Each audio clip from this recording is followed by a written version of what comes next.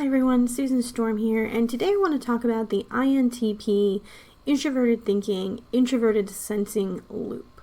If you ever feel like you're stuck in analysis paralysis, like you're stuck in a rut, you can't stop over complicating things, and you feel like your normal ability to see other possibilities and ideas and experiment is stifled, then you might be in a TISI loop.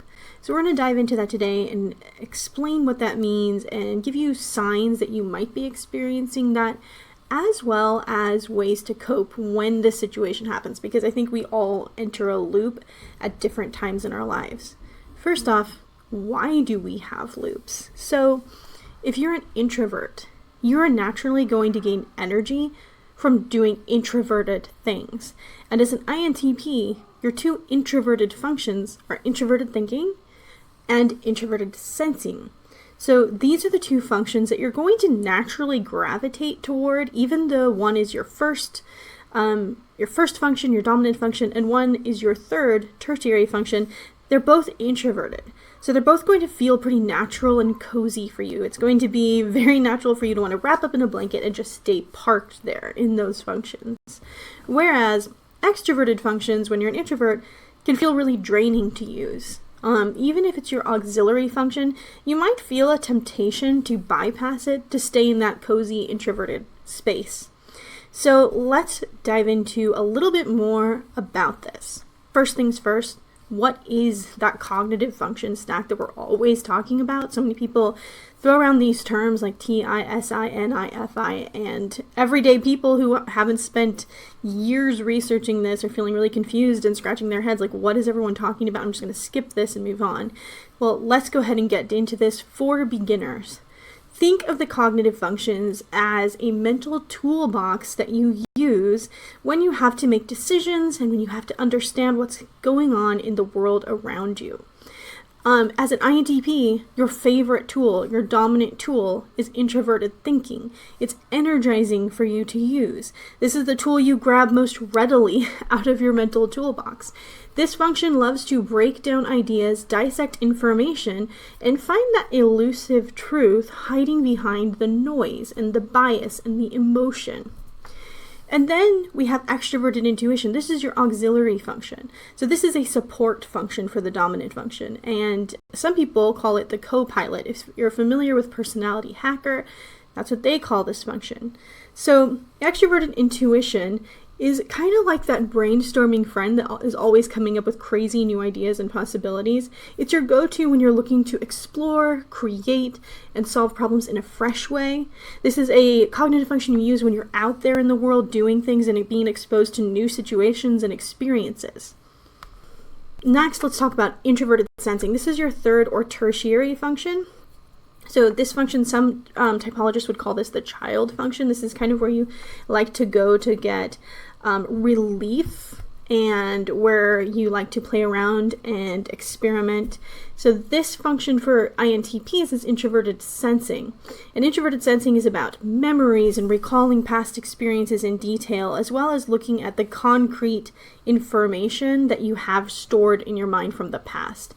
So when you're using introverted sensing, you might recall an old procedure that you used to solve a problem and use that again in the present moment to solve a similar problem. Or when you're out in the forest and you spot a certain tree, you might remember a similar tree from an experience in your childhood. Maybe you climbed that tree, maybe you chopped down that tree, and you'll remember it in all this vivid detail. Introverted sensing is kind of a blend of memory, details, and facts that are all kind of grounded together in your mind. But when you're in a TISI loop, you're going to go ahead and bypass that extroverted intuition, that brainstorming tool. Instead, you stay stuck in your own head, overanalyzing and getting lost in memories or in past experiences. And trust me, this can feel like mental quicksand. You might find yourself replaying old mistakes over and over again and feeling like the same patterns are just going to keep repeating themselves. Or you might hyperfixate on tiny details that don't actually matter in the grand scheme of things. When INTPs get into this loop, a few things happen. 1, you retreat from the world and fail to test your ideas in real life to really experiment with them and see if they work. 2, you get stuck in your comfort zone and you tend to avoid trying new things, or you might feel fearful of new experiences. 3, you might even start developing tunnel vision or an over-focusing on a narrow set of facts or details. I once met an INTP who spent weeks obsessing over a minor detail in a project that had already been completed. He just couldn't get past it, so he never really handed the project in. He felt like he needed to keep perfecting every single detail. He couldn't stop thinking about it. It was like watching someone try to unravel a knot that wasn't even tied in the first place. So that is sometimes what a TISI loop can look like. You get stuck in your own thoughts, but instead of making progress, you end up going into circles. So the introverted world, that's the world inside your mind. So if you're in an introverted loop, you become overly internal and you become less grounded with the real world around you. If you're in an extroverted loop, it's the opposite. You're too distracted by the world around you and you're not taking time to really look inward to find out what's right for you or maybe what's reasonable for you. So here are just a few signs that you are stuck in a TISI loop. 1, you're constantly replaying past events, trying to find out where things went wrong and trying to avoid making the same mistake again to the point where you feel like you're stuck in inaction. 2, you're hypercritical of yourself and you're very hesitant to take risks. You take apart and piece apart all the logic of everything to the point where you have nothing left and you fixate on your own mistakes. 3, you become an armchair expert on many, many things, but you haven't actually tested those same ideas in the real world. 4, you've retreated from social interaction and you are spending all your time alone and you feel very cut off from people and relationships, and you might even try to convince yourself that they are unnecessary. 5, your day-to-day routine feels very repetitive and uninspiring, but you also feel a little bit anxious or reluctant to switch things up.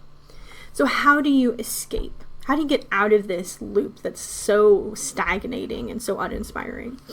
The solution is to tap into your auxiliary function, extroverted intuition.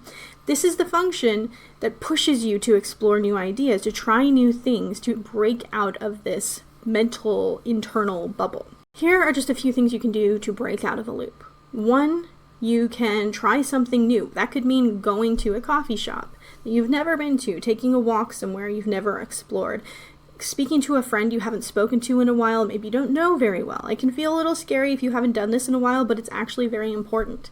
You need to tap into the extroverted side of yourself, and believe me, you actually do have an extroverted side to yourself. It's just hiding there. It's just very repressed at the moment.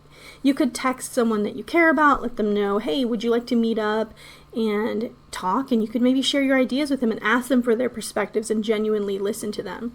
This practice of really testing your ideas with other people can help you to become more grounded, and it can help your theories and thoughts to become more accurate, which is what introverted thinking really wants in the first place. So connect with others, explore new things, try out new perspectives, try new foods, whatever you can do to expose yourself to new situations that require a certain amount of creativity, that's really good. It could be joining a book club, going to a comic book shop, playing a board game with somebody. There's so many ways that you can tap into the extroverted part of yourself. And you don't have to do this like all day long. You don't have to take the weekend and spend the entire weekend with other people extroverting. You still are an introvert. You still need that time to yourself to recharge. You still need that.